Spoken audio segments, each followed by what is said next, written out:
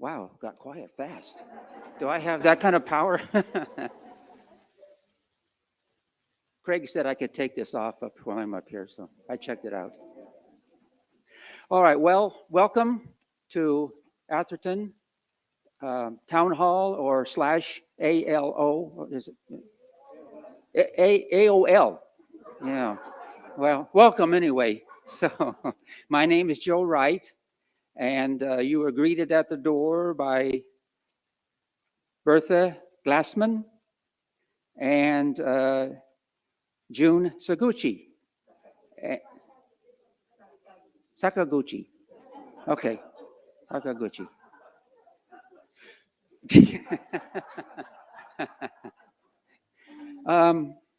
And they greeted you with a warm welcome and a smile. Now, I know you couldn't see the smile, but they were smiling. You look on their eyes, and you can see they're smiling. But anyway, so we thank them for their greeting tonight.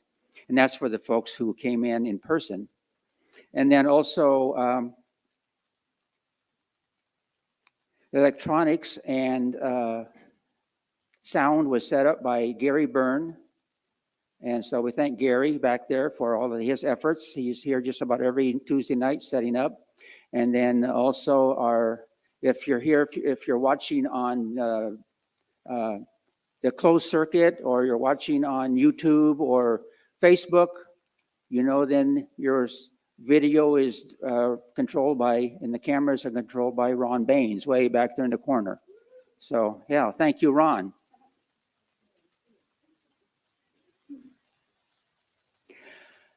Okay, our speaker tonight, so I'm doing introductions. Our speaker tonight is Gary Fruholz, and a little bit about Gary. Well, no, let me tell you first about what he's speaking about tonight. Okay, real estate, if you read your Athertonian, you'll know this, but real estate can tell history. It can tell history through the names of streets, and we have a street here in Atherton that has a history behind it with a famous name. And it runs down the middle of Atherton. It's called Irving Street. And Gary will tell us all about Irving Street. And artifacts and the native peoples, and even through the stained glass windows. Now, I know about a stained glass window. We had one in our house. And also in the San Gabriel Valley has a rich history of real estate, which ties into powerful families, creative artists, Native Americans, and urban legends.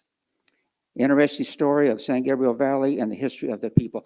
I'm sure Gary will talk about this, but did you know, I'm hoping not stepping on your program tonight, but just wanted to mention, did you know years ago that Alhambra had an airport? You knew, okay. Some of you knew, all right. Did you know Alhambra had a famous golf course? Yeah, or a polo, what is it, grounds or polo? Polo field, yeah, okay. Anyway, Gary's going to tell you all about that. So, interesting stories.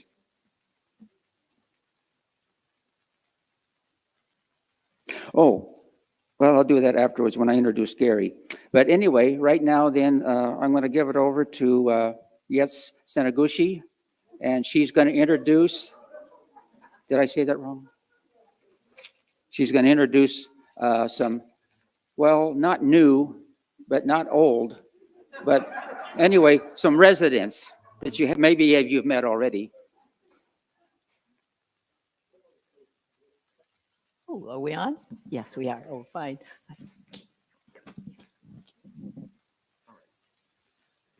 Okay, we were told when we were up here we can take our masks off. So now you recognize them. When I first met them, I met them through a mask, and actually didn't recognize them the second time I met them. This is great. We'll make this quick. So it's really my pleasure to introduce a couple that is familiar to many of you, but they were new to me.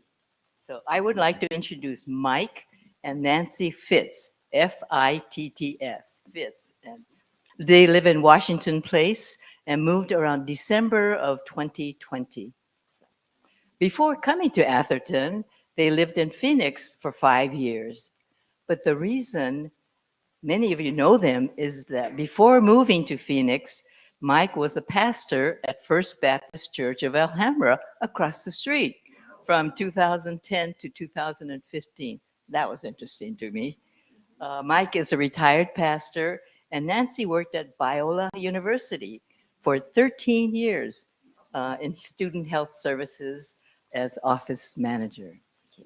They had two daughters, one married daughter who lives now in Canada, and one daughter who lived in Phoenix, but sadly passed away at age 37 of colon cancer. They came to Atherton because they were familiar with us, not being across the street, but it was the urging of Diane and Wade Olson that convinced them to return to Atherton, and there she is. All right, great. So, and as a hobby, I think they like to sell things on eBay. So I really want to talk to them because I want to kind of learn about them. You know, these are new things and new ways of doing things. They're both interested in writing and may publish books. So I had a wonderful time interviewing them because they have so many interests, but our time was limited. So this is my short introduction, but Mike, would you like to say a few words on your behalf? A few, yeah. I told him a few words. Very few. Well, it's a blessing to be here and seeing all these wonderful faces, even behind the masks. It's a little bit of a difficulty right now, but someday we'll be able to take these masks off. So look forward to meeting all of you sometime over the next few months. And just it's a blessing to be here. Thank you. And Mike, that was short. Good. Thank you.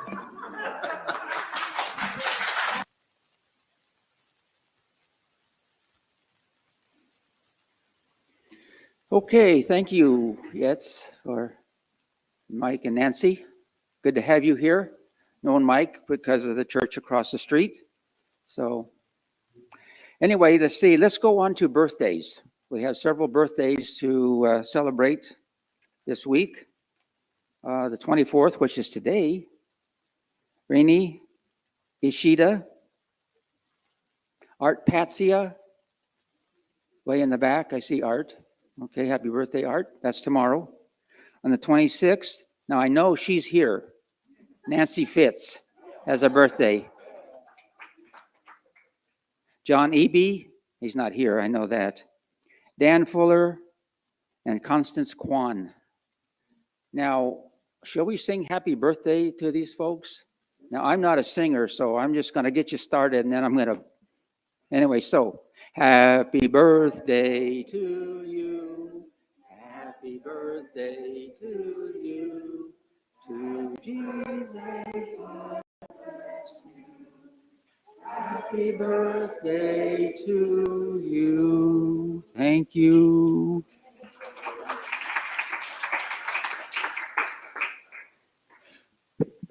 Okay. I'm going to introduce our speaker for tonight. I know Gary for, 25 years or so, thereabouts? Yeah. Yeah, Gary is a member of First Baptist Church, Alhambra, or better known as the church across the street. He's also on the member of the church council. And other things about Gary. Okay, he's a real estate broker. He's a trustee here at Atherton. He has an article that he writes in the newspaper, the monthly newspaper around Alhambra. So next time you get the paper, look for Gary's article. He also publishes a magazine called American Living. Yeah, okay. He also serves on the Tournament of Roses. Have you ever seen, but during the Rose Parade, when you watch the Rose Parade, you see these men in white suits driving around on motor scooters? Okay. One of them might be Gary. Yeah, he says, yeah. So look for Gary. Are we going to have a Rose Parade? We will. Okay. Also, Gary speaks at Atherton, which he'll be doing tonight. And he's also a train enthusiast. So he's got a lot of hats. Matter of fact, Gary, is there anything you don't do? So Gary wears a lot of hats, and we're happy to have him here tonight. So Gary, one thing that I know about Gary and that I like about Gary, what's really brought us together, what But the thing I like most about Gary, he's a Dodger fan. So anyway, so Gary, you want to come up and tell us all about San Gabriel Valley and get us an education? Thank you. Go, thank you. Thank you. Thank you, Joe, and thank you all for coming here this evening. I really appreciate the Atherton family. I know so many of you, and it's always such a comfortable, fun time when we get together. And I want to thank Atherton for allowing me to be here this evening, and all the people I know, Tatiana Taylor and Linda Barrett, are involved with helping to organize things too. And I thank Craig for his leadership too. So thank you for coming. First of all, people say to me, well, how do you become this historian for Alhambra and around here? As a realtor, I write a monthly column in the local Chamber of Commerce newspaper. And a lot of the articles would be on, well, the real estate market is right here and so forth. But whenever I would write an article about the history of the local area, that's when I'd start getting people calling me on the phone and talking about it, and really getting to meet people. So not all of my columns are on the history, but many of them are. So we're going to take a look at some of what I've uncovered over the years that I've been writing the column. And we call this presentation, I'm calling it Tales of the San Gabriel Valley. So we're going to be looking at the history of the San Gabriel Valley, going back to the indigenous people and then working our way forward. And then we'll get into some of the names that you've heard. And this is almost like a Hollywood movie, that you have all these families and people that they intertwine with one another, and then they intertwine later, and there's these relationships that, if you're not aware of it, it's rather entertaining just to go through and look at it. So let me go and cue up the presentation.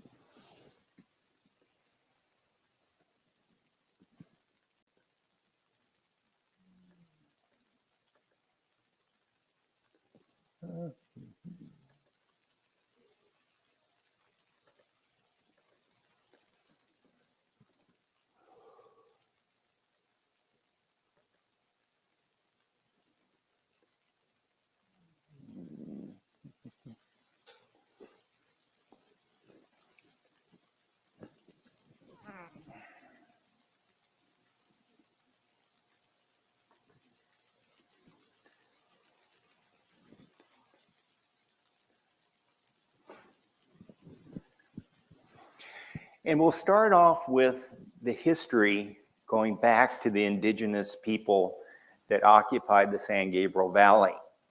And you've probably heard the names before. You've heard of Gabrielino Indians. And another name they're known by is the Tongva Indians. And Gabrielino really is a name that was assigned by the Spanish when they came in, while Tongva is really a native name that they used. Now, there was approximately, and as the archaeologists go through this, they generally get their arms around it, but not with a great deal of precision. At the height of the Tongva civilization, I've seen the estimates between 100,000 and 300,000 of them were in the California area. And they were associated with different villages, and they would really identify themselves by the village that they were with. Now, their history actually goes back with some archaeologists claiming that they go back over 3,000 years. Now, their language has a relationship to the Aztec language. The Aztecs, the height of their civilization was 1,300 to 1,500. So really, who was here longer? Is it the Tonga Indians or the Aztecs? I don't know, but there is a connection with the language that they speak. And it's interesting. Another name for Tongva is Kij. And the Kij name is also applied to these Indians. And yet the city of Pomona was going to dedicate a statue to the Kij Indians, which really is Tongva. And yet the Tongva formally complained about it because they said we should be referred to as Tongva. And when it was all said and done, the city council in Pomona just called it the Gabrielino statue. And as we look at the history of the San Gabriel Valley, you'll see different categories and names that will be familiar. Some of them are from the Tongva Indians, some are from the Spanish, some are some more recent European settlers. But some of the villages were Topanga, Coenga, Tahunga, Cucamonga. Those are actually Gabrielino villages and words. Some of the major villages were along the Arroyo Seco and the Rio Hondo, and the Gabrielino Indians were in the Channel Islands. They were in Catalina, so they were well spread out. Their world changes though in the mid-1500s when Juan Cabrillo and starts exploring along the California coast. Cabrillo is a Portuguese captain and explorer. He has a Spanish ship. It's being funded by the Spanish nation of Spain. And if there's any message there, it is that superior technology can do you well, because with their superior technology, although initially they just are exploring, as you move through the 1600s and the 1700s, they really start conquering and almost exploiting the Gabrielino Indians and using them for labor and relocating them. Probably the biggest thing that affected the Gabrielino Indians was the disease that the Spanish did bring in, and that then reduced their population significantly. The Gabrielino Indians were very much involved with working on the San Gabriel mission. So we'll just stop and talk about the San Gabriel mission for a brief moment. The San Gabriel mission was part of the 21 missions established by Father Serra going up and down California. They were spaced about 1 day traveling apart from one another. And the San Gabriel mission is different from all other missions in California. And the reason that it's different is it looks like a fortress.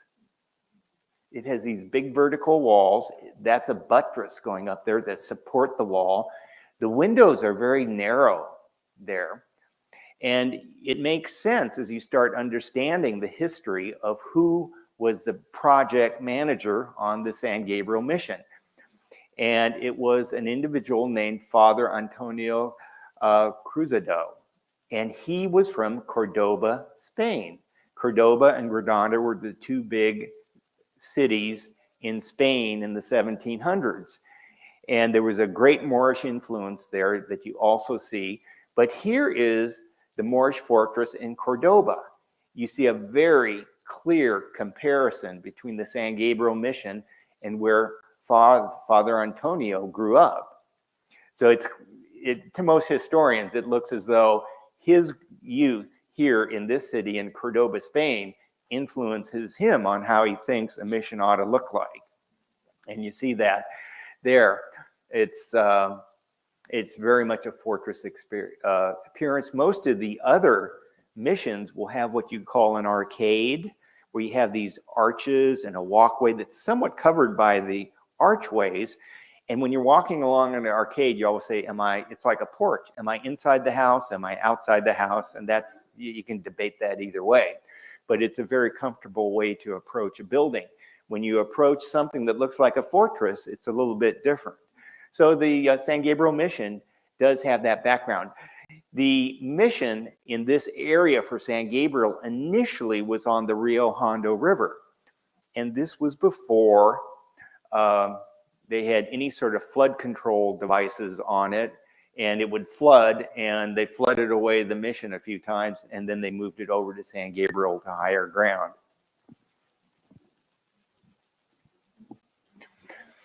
So with the Gabrielino Tonga Indians, from there, our area in the San Gabriel Valley, you really start shifting to a Spanish influence.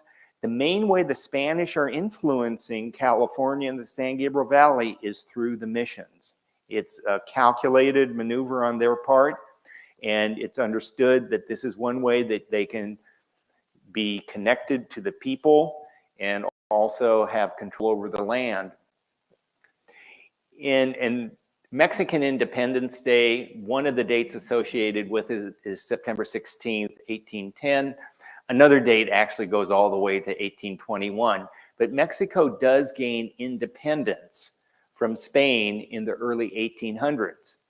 And you've probably heard the phrase of land grants. And it's to former Spanish families that were well-to-do, that were Mexican citizens. And you say, well, why'd they start giving land away? There was the Mexican Secularization Act of 1833, and Mexico was very much concerned that the missions had a connection to Spain and they would remain loyal to Spain. And Mexico said, we want to have another way of then managing all this land that we've acquired from Spain when we became independent. And this act then formalizes that, and what their point is that we will replace the mission system with land grants. We will grant land to Mexican families. They will then manage this area, and we will not then be a hostage of the mission system, which we are suspect of, and we think is associated very closely with the Spanish government. And they're thinking that even though we have independence, Spain might come back. This is one way to really start controlling this area. And naturally, that starts replacing the mission era of this area of the San Gabriel Valley. But then you have the Mexican-American War in 1846 to 1848. And then the United States steps into the picture with a whole new group of people. There were a couple of serious battles that occurred around here. Along the San Gabriel River, there was the Battle of Rio San Gabriel on January 8th. In 1847, it was in the Pico Rivera, Montebello, Whittier area. Then a few days later, in the city of Vernon now, they had the Battle of La Mesa. And in both those cases, the American forces defeated the Mexican forces. So we're moving from the indigenous people to an era where the names are going to start making a little more sense and sound a little bit more familiar to you. And I use the word intertwine because it's interesting the way the families, the power brokers knew one another and they interacted with each other and the way they married between each other. When you hear about powerful marriages, you think, oh, the Europeans are really into that. But this was going on with the San Gabriel Valley, as you'll see in just a little bit. So there's overlapping lives, there's multiple stories, a lot of protagonists in what we're going to be talking about. So the names of Wilson, Sepulveda, Lowe, Huntington, Pico, Baldwin, Yorba, Soto, these names really tie closely into the history of our San Gabriel Valley. You've probably looked north and seen Mount Wilson, and that is named after Benjamin Davis Wilson. And he was an amazing man, and we'll go through some of the details, but he actually not only is a land baron, he's a second mayor of Los Angeles. He founds a college called Wilson College, that's his last name, and ultimately when that is liquidated, those proceeds go and are used then to establish USC. He has 3 daughters, and 2 of his daughters are reading a book by Washington Irving. And the book they're reading is called Tales of the Alhambra. And Irving's one of America's great authors. He writes Rip Van Winkle, he writes Legend of Sleepy Hollow. And Spain in the early 1800s has a very romantic, creative aura associated with it. If you're an artist or a writer, you really want to go to spend some time in Spain. Washington Irving makes that trip, and he goes during the 1820s and actually spends some time in Granada, Spain.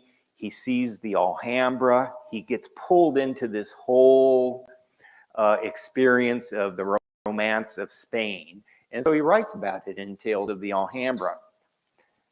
Benjamin Davis, known as Don Benito to some of the locals, has 3 daughters. 2 of the daughters are reading Tales of the Alhambra. And this is during the 1870s. Wilson is starting to develop this area that we now call Alhambra. Alhambra is not incorporated until 1903, but you can still build homes here. So he's building homes, and he doesn't know what to call it. But the daughters say, Father, we're reading this wonderful book with all these romantic, exotic names about Alhambra and Granada, Spain, and all these names that really are so wonderful. Why don't you name this development where you're building the houses in 1874, name it after some of the names in this book and call it Alhambra? And Wilson doesn't have anything better to call it, so that's how it gets its name. Benjamin Wilson lives during an exciting time here in California. He not only is a U.S. citizen, he's a Mexican citizen, and he marries twice. He marries Ramona Yorba, and he marries her in 1844. She is the daughter of Bernardo Yorba, and they were prominent landowners in the Riverside area, and that's where the city Yorba Linda is. So as you start seeing the names, they just weren't randomly picked. But Wilson marries into the Yorba family. And the Yorba family, if you look at its family trees, it has marriages to the Pico family, to the Sepulveda family, and the Alvarado family. So do those names look familiar for Californians? All these names represent something. And when you start connecting the dots between them, it really is kind of interesting. Wilson acquires land in Riverside County, but his wife Ramona dies in 1849. Mortality was a lot different back then than it is now. If you go to old cemeteries, you see how short some of the folks live. Wilson marries again to another woman named Margaret Hereford, and they have the homestead at a place called Lake Vineyard. We now call Lake Vineyard Lacey Park. And his son-in-law will help him develop Lacey Park. One of the things named after him then is Mount Wilson.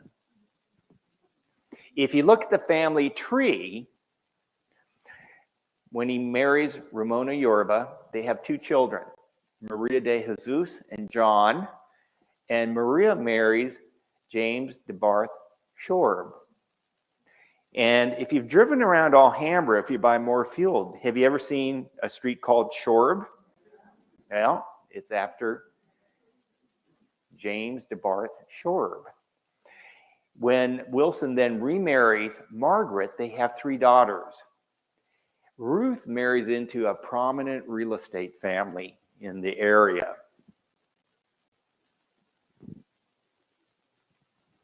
And the name of that prominent family is the name Patton.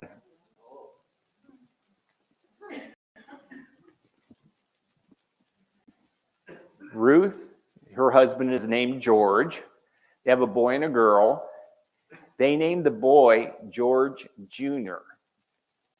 Their son, George Smith Patton Jr., then is the general from World War II. So when you look at Mount Wilson, his grandson was George Patton, the general. And you start connecting these dots and you say, this is really intriguing how this works. General Patton, his family was very well to do. Do you know the Church of Our Savior on Roses Road? A beautiful, beautiful church. The Church of Our Savior. And it's open sometimes during the week. It's good if you ever are there to swing on by and take a look. They have amazing stained glass windows. In Highland Park, there's Judson Studios. Have you ever heard of Judson Studios? They do wonderful glass work. They've made 25 of the stained glass windows there. Willett Studios from Philadelphia is one of the best known stained glass window manufacturers. They've made 5 of the stained glass windows, and Tiffany, the Tiffany company, has made 2 of the stained glass windows. Now, the Patton family, in the late 1800s, they owned 2,000 acres in San Marino. So they were a very well-to-do family. So George Patton comes from a well-heeled family. And if you go into the church, you will see one of the 26 windows. There's about 5 or 6 Patton windows, but one is George's window, and you will see then George Patton in a tank in military uniform in a church. And if you look a little bit further over, the tank is pointed to a dragon, and the dragon is, when you look closely, is composed of swastikas. So a little bit of a different church stained glass window at Church of Our Savior. And outside they have a statue to General Patton. Now, Maria de Jesus, from the first marriage of Benjamin Wilson, she marries James DeBarth Shore. And that poor woman, they had 11 kids. But anyway, the story here, though, is men will understand this better than women. Men are going to understand this better than women. His daughter, Edith, goes up to a school in San Francisco, and she says, "Dad, I'm homesick. I don't want to be going up to school in San Francisco," as a high school kid. So like any well-to-do person, he says, "Well, we'll just build a school down here for you. And we are going to dedicate the land, and we will work with the Catholic Church to make a wonderful school." And through the dedication of the land, working with the Catholic Church, they then make Ramona Convent. And Ramona Convent, if you've ever been to the facility, is just a wonderful school. They literally, 100% of the kids go on to college. It's a girls' school, but they have a very high science curriculum there. So it's a very, very impressive place and a beautiful campus. He donates that and gets the school going. But also what he says is, with the grant of land and then what we're going to call it Ramona. Now, his wife is named Maria de Jesus. His daughter is Edith. Why are we calling it Ramona? But anyway, his mother-in-law was Ramona. So that was and it was in respect to her also, because she had been a wonderful woman and she had passed away. But you will see the word Ramona all through Alhambra. We have, of the 26 historical districts in Alhambra, we have West Ramona, East Ramona, South Ramona, East Ramona Park. We have Ramona Road. So that individual is well remembered. Shorb himself dealt a lot with transferring water and digging wells. Alhambra, which is incorporated in 1903, has its own water system, which we still use. We have about 10 wells.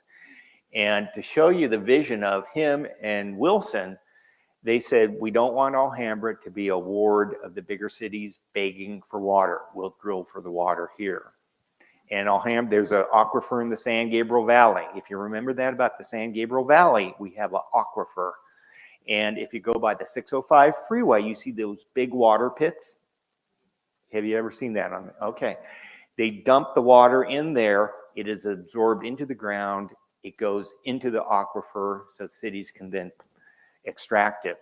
In contrast, the San Fernando Valley does not have an aquifer. And that's why William Mulholland is so involved with then putting in the series of dams. They can't drill wells down there the way we can here. What we're looking right there is Lacey Park. Lacey Park was a lake originally. If you're ever at Lacey Park, you see it's depressed in the middle. So he figures a way to actually drain that out and then make the park out of it.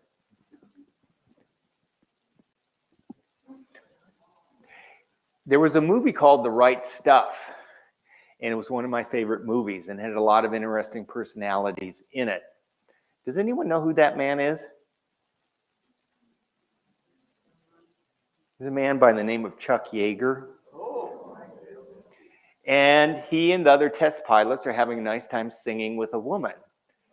That woman is Florence Pancho Barnes, who's another key, interesting personality in all of this, that she was the granddaughter of Thaddeus Lowe. Have you ever heard of Mount Lowe at the north end of the San Gabriel Valley? That was where they had the Mount Lowe Railway. And during the late 1800s, the Mount Lowe Railway was one of many eighth wonders of the world. And you would get a wonderful view of the whole southland of the San Gabriel Valley by going on the Mount Lowe Railroad. It had an incline going up from Lake Avenue to Echo Mountain, and you had the big hotel there. And from there, then you had a trolley car running around here and running all the way up to Mount Lowe.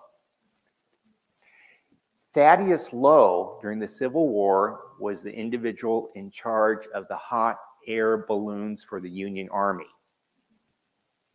And to show you that some people are just adventuresome, he does that. And after the Civil War, he comes out to California and he builds the Mount Lowe Railway. But what he does, he never loses his love of flying hot air balloons. He takes his granddaughter, Florence, up in the balloon, and it hooks her on being a pilot. She just loves being a pilot. She becomes one of the first female pilots.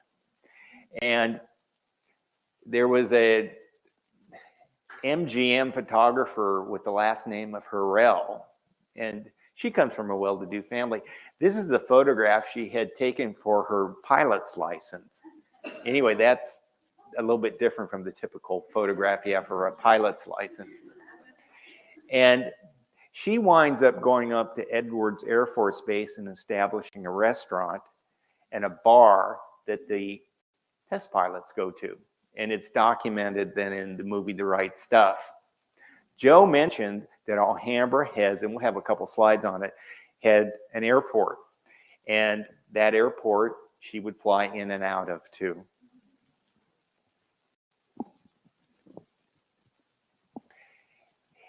Most of you have heard of Lucky Baldwin. Okay. He is an interesting character. He's a businessman, investor, real estate pioneer. As you'll see, he's lucky in a lot of ways. He starts off in Indiana with a saloon and grocery store, and then the gold rush hits California. So he sells, he moves out to California, and he takes a fair amount of money, brings it out to California, and really hits it big, doing something that Leland Stanford and Collis Huntington do. And that is, they don't dig for gold. They say there's a lot of people coming out here that are going to be digging for gold. We're going to start a general store that sells pans and picks and shovels and food. And he does the same thing Stanford and Collis Huntington do. He makes a boatload of money up in the Bay Area and Sacramento selling to prospectors. Even coming out here, he doubled his money. He becomes a key individual in the San Francisco Stock Exchange. He buys hotels. He starts then companies that build construction material. He gets the nickname Lucky because he's just always making the right move. He gets induced to taking an expedition, a trip to India.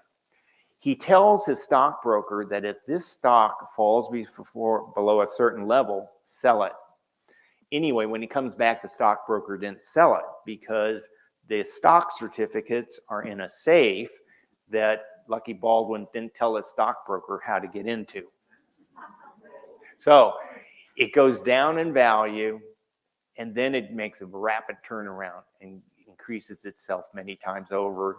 And the fact that it wasn't sold makes him very lucky because it again increases his wealth dramatically.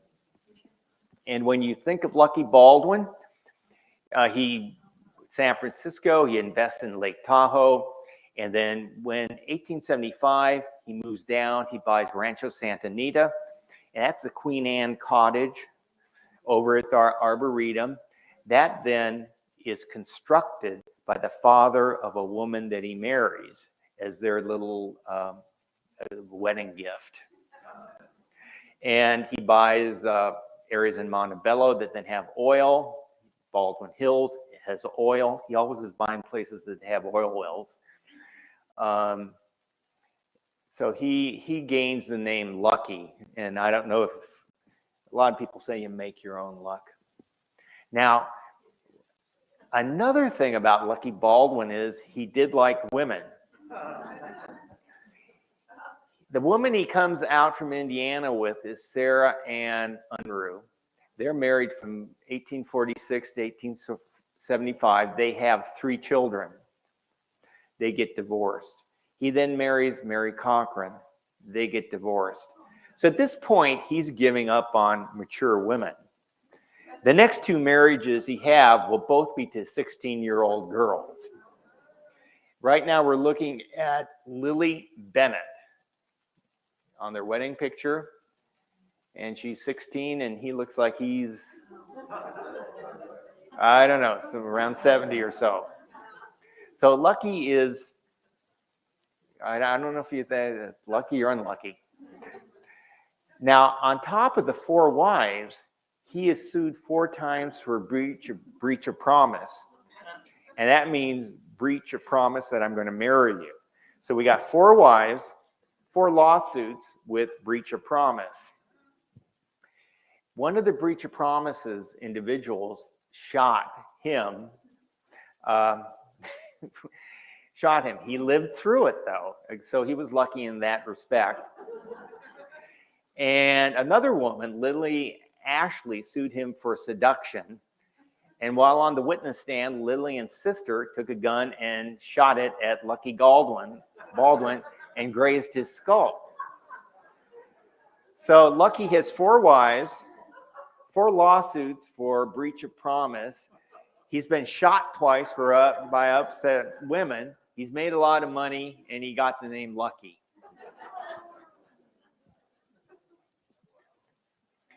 Collis Huntington was one of the big 4 in California. And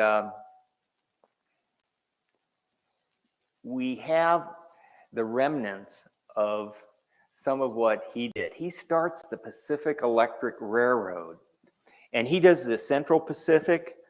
And then to get to Texas, the big 4 say, well, we got to have a line running through the southern part of the country. We'll call, but they were antitrust suits were beginning to be the big thing. So we can't call it the Central Pacific, we'll call it the Southern Pacific. And the second it's in the railroad trench now, but that used to be at ground level, at grade running along Mission. That was the second transcontinental railroad in the United States, running right through Alhambra. And because of that, Alhambra has all this industry that you have by Fremont. That's the industrial area of Alhambra. You had big petrochemical companies, you had civil engineering companies, and the railroad, and you had the Edison Company was at Marengo, and it's still there. But you had all these railroad spurs bringing in heavy equipment to it. Now, you say, well, what's that? If you ever go on Huntington Drive, you see the large median area, and you say, weren't they smart to put in that large median area so people can go jogging? Well, that really isn't the reason it was there. The reason it was there is the Pacific Electric had 4 tracks running down Huntington Drive through the mid-1950s. That is Huntington Drive right there, and that car is making a turn going up Fair Oaks. So that's Huntington Drive in an area you go by all the time, and right there would be Fremont, right there. You can see remnants of the Pacific Electric at Alhambra Park.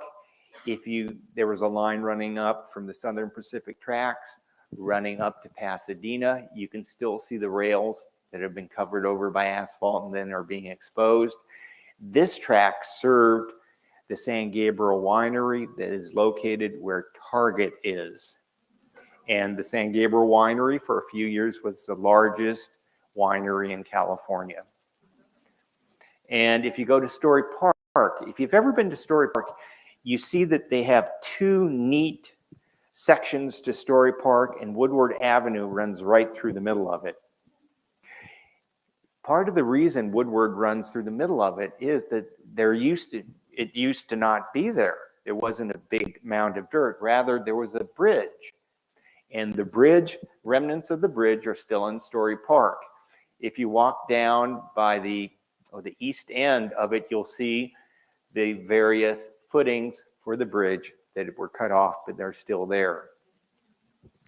So the remnants of the ghosts of Alhambra's railroads are still there.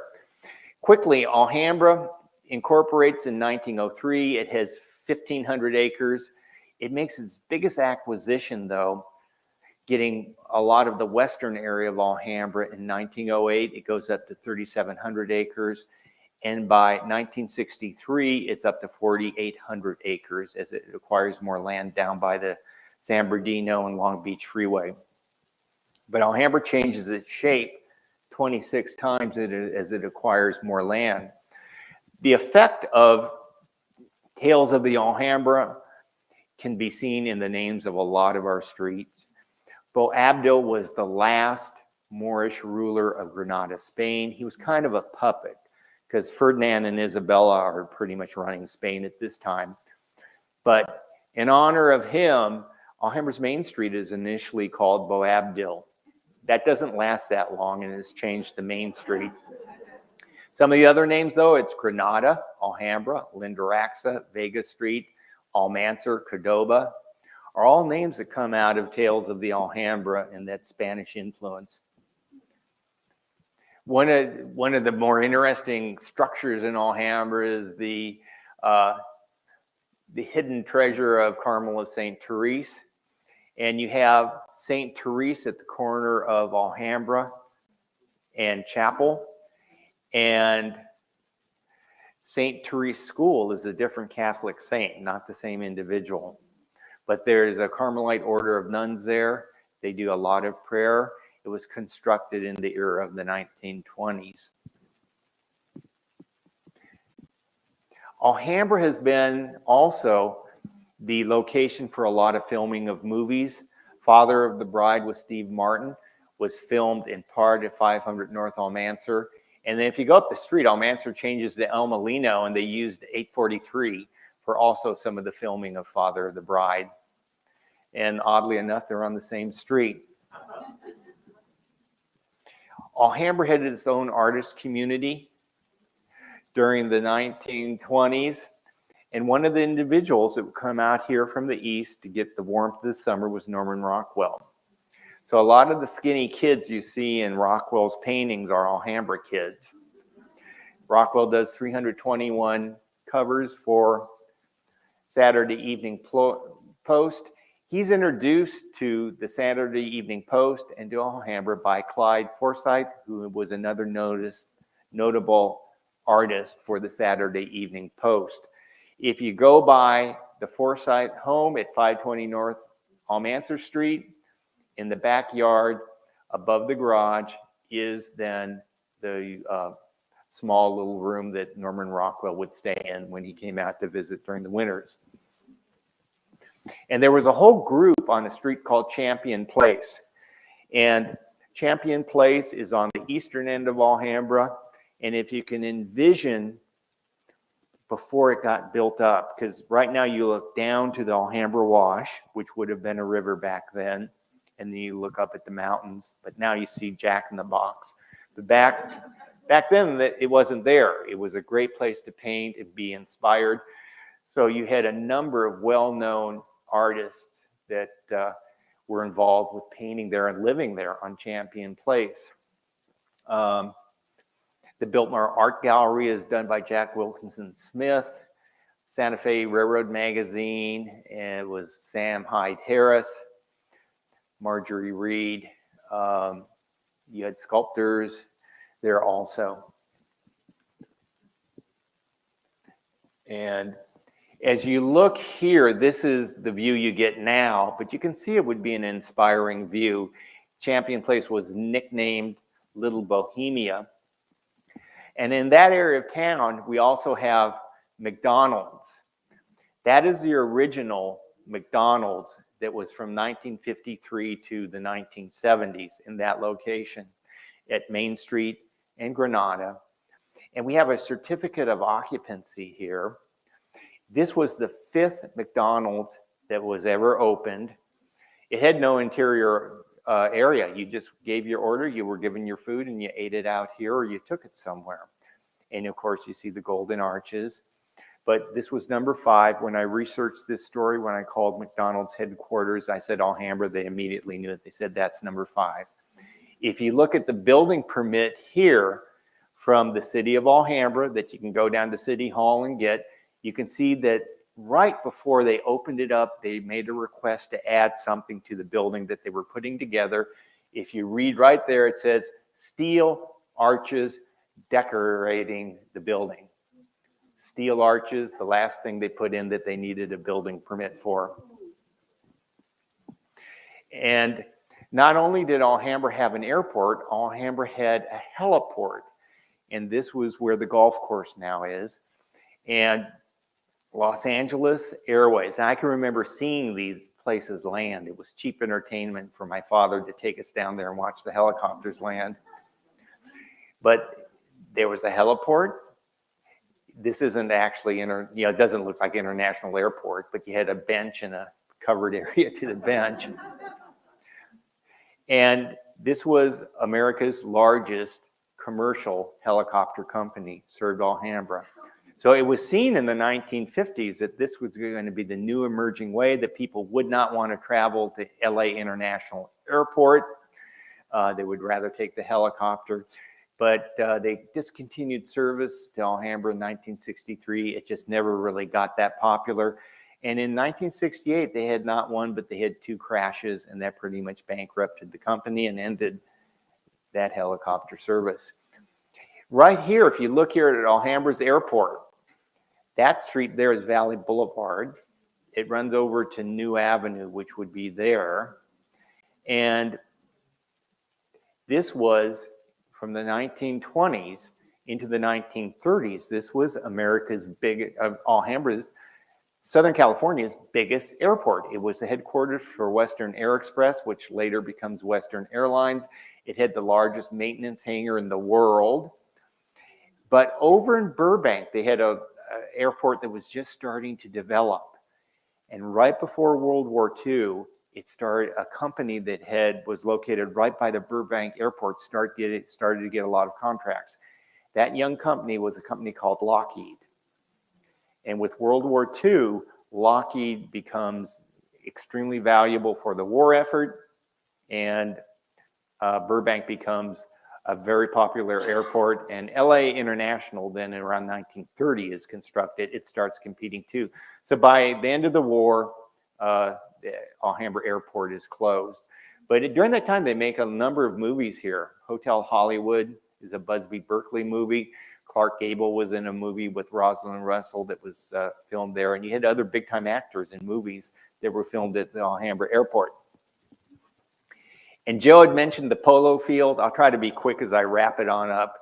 But if you go down to Hellman in Atlantic, you had the Midwick track.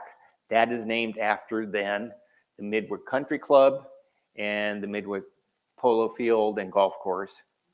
And they did not have a lot of polo fields. This was one of the most popular ones. Walt Disney, Will Rogers, General Patton, Spencer Tracy, even King George had played at that.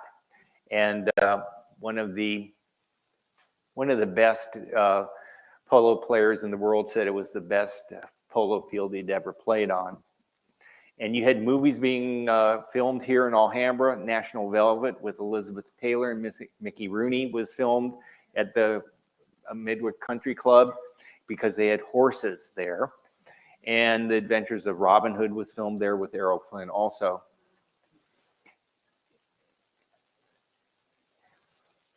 I was talking a little bit about the industrial area of Alhambra that really relates to the railroad tracks going through, but we had the Vanell Corporation had its headquarters in Alhambra through the late 1970s. They built Dodger Stadium. So the company that built Dodger Stadium was located here in Alhambra. And Alhambra actually had a Kentucky Derby winner they called Alhambra home. And that was the 1954 Kentucky Derby. And it was a horse named Determined. Anyone that knows about horses or Santa Anita will know Determined. But Determined was a very much an underdog type of horse. It was very small, but it had a big heart. And it wins the 1954 Kentucky Derby. And an auto dealer on Alhambra, on Main Street in Alhambra, Andy Krevlin, who owns a Chrysler dealership, likes horses, and he owns Determined. And that's the story there. Alhambra also had some interesting events with its ice cream stores. Fosselman's has been in Alhambra a long time, but one of the workers from Fosselman was a man named Anderson, and his first name is Leo. He decided he was going to start an ice cream store, and to the irritation of Fosselman's, he then started a store just a couple blocks away on the other side of the street. And they did very well there. And not only did Norman Rockwell enjoy Fosselman's, Mickey Cohen would frequent Fosselman's. And I've talked to people that work there, and they say he would come up in a really good-looking car. He would have some of his people, he'd usually have a woman with him that would be out in the car, but Mickey Cohen really appreciated good ice cream and would be at Leo's. So anyway, this is some of the history I've covered. Hopefully you learned a little bit about the San Gabriel Valley. So thank you very much. You've been a lovely audience. And if you have any questions, raise a hand, or I'd be happy to answer any questions.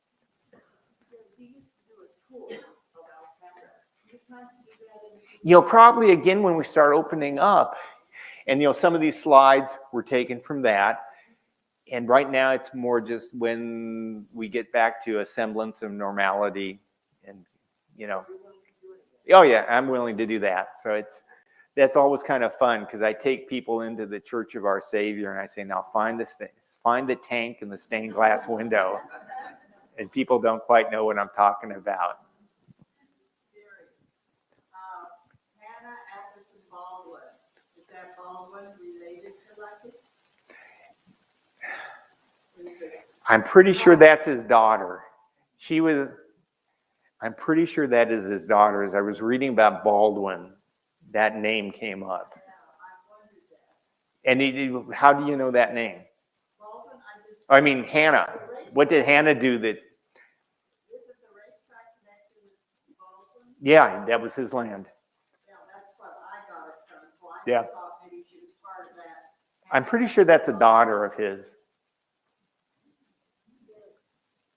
There's a lot of history in the little museum on Alhambra Road. I go there sometimes, and I've got some good information from it. But they've in between the pandemic and getting volunteers to keep it open, it's not open that much. So that's the problem with it there. But there was some good stuff there.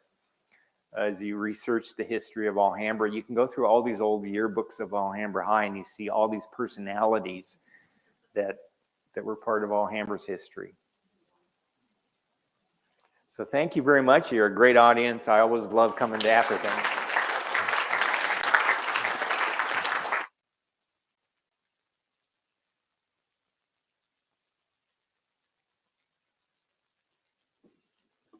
Yes, thank you, Gary, for that history lesson on the area where Atherton is in the middle of Alhambra. We're placed right almost in the middle of Alhambra.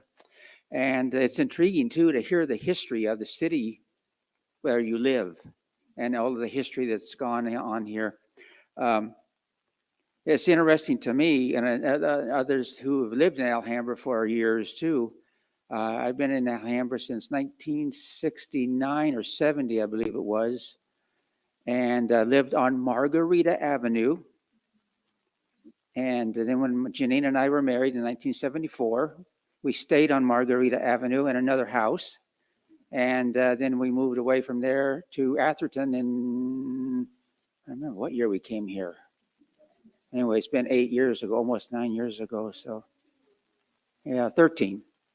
Yeah, 2013. Anyway, so it's interesting to hear about the all of the history of the areas where you live. So thank you, Gary. Okay, so that ends our program for tonight, but I want to tell you about next week. Now, next week we won't have a town hall because it's the 5th Tuesday of the month. So it will be movie night. And the movie that's playing is Hoosiers. And a very, very good movie, very interesting story. It was taken from a true life story event. And the starring actor is Gene Hackman. Also, who else was in the movie? I wanted to mention Barbara Hershey and Dennis Hopper. And Dennis Hopper was up for an Academy Award for his performance in the movie. So looking forward to that next Tuesday. And remember, it starts at 6:30. I heard somebody mention 6:30. So be here about at least 6:15 to get your seat and enjoy the movie. So again, thank you all for coming out tonight. Interesting story. And we'll see you around Atherton and at least by next Tuesday night for the movie. All right, good. Thank you.